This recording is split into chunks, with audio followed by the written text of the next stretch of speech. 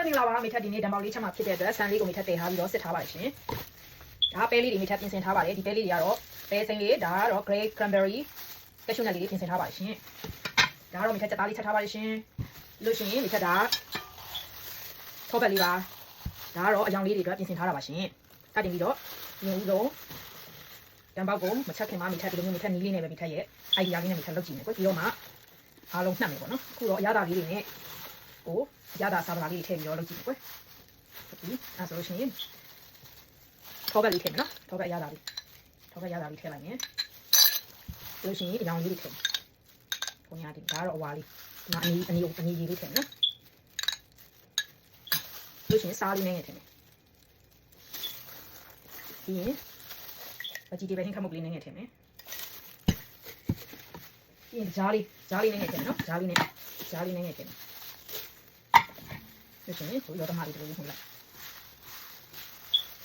ဒီဝါလေးဖြစ်အောင်လို့နော်ဒီလေးကိုရောတမလေးဝင်လိုက်မယ်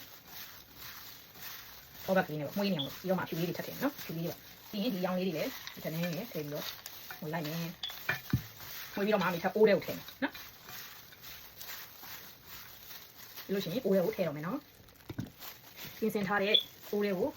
ထည့်မယ်ဒါလေးကတော့ဘတ်တာလေးနဲ့တုပ်ထားတဲ့ပြောရွက်လေးပေါ့နော်အဲ့ဒါပြီးရင်ပြင်ဆင်ထားတဲ့ခမင်းလေးတွေကျူးထည့်လိုက်မယ်မင်းကတော့အများကြီးမလုပ်ထားဘူးเนาะငယ်ပဲမင်းချုပ်ပြီလားချုပ်ပါလို့ရှိရင်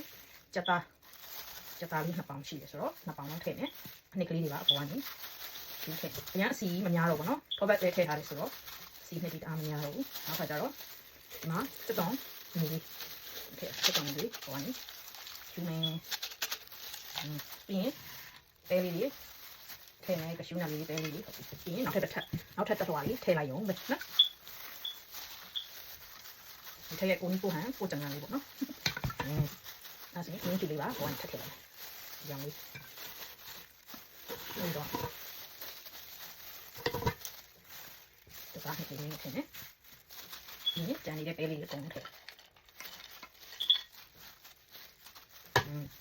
ဒီထည့်ရဲ့ဓာတ်ပေါက်ကလေးကိုဓာတ်ပေါက်ကလေးကိုမိထပ်စတင်ပြီးတော့ဒီလိုလေးထဲမှာမီအေးလေးနဲ့ပေါင်းနော်အေးလေးနဲ့ဓာတ်ပေါက်ကလေးချမယ်ရှင်